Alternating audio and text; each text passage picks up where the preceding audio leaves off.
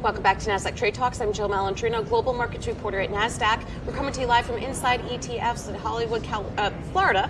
And joining me for this segment, we have Janet Johnston. She's the Portfolio Manager at TrimTabs Asset Management. We're going to take a look at the case for active management. And Janet, one of the consistent themes that we've heard here for Inside ETFs in 2020, active management seems to be like it's coming back into favor. Well, I'm not sure about that, but where we are quantamental. So we like to think of ourselves as a next generation type of product where we're fully integrating our multi-factor quantitative models with active management. So our goal is to use the best of both. Mm-hmm. So it's obviously different than other active management styles that are out there, but tell us more about quantamental. What is that comprised of? Well, we have a sequential layering process within our portfolios, but quantamental is basically, we have quantitative models. They do the heavy lifting for us, and then we use big data. We have lots of supplemental databases. Once that process has been done, then as seasoned, disciplined, active managers, we make final decisions on the portfolio.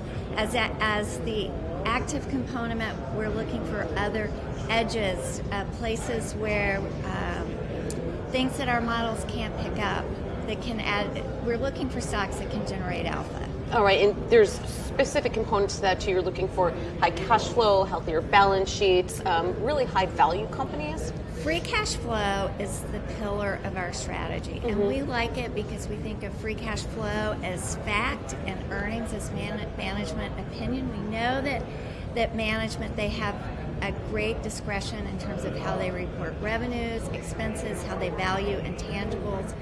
We look at free cash flow, balance sheets, and actual share reduction. So we're starting with a very high quality list of companies that we can select from to add to our portfolio. Now, would that only be in the large cap space, or will you look at other? We start with the Russell, the 1,500 most liquid of the Russell 3000. Okay, names. So we're mid cap, large. Yeah. We're an all cap fund. In the style box, we're right in the middle. We have value names, we have growth names. I think they're all high quality. Yeah. And a conversation that we've been having throughout the day too is with volatility having come back into the market for January, it really has been an exciting time for active managers because you have a little bit more to work with here instead of just a trajectory where it's a certain amount of stocks only moving the market higher.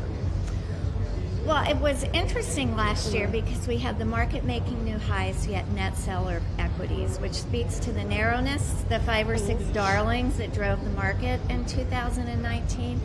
I think that the fundamentals are improving. We think 2020 is going to be a good year, and actually for us, this is probably an opportunity to pick up some names that we wanted to own. I think in this 2% environment, 2% GDP, global growth, high quality companies with moats and characteristics where they have a sustainable competitive advantage.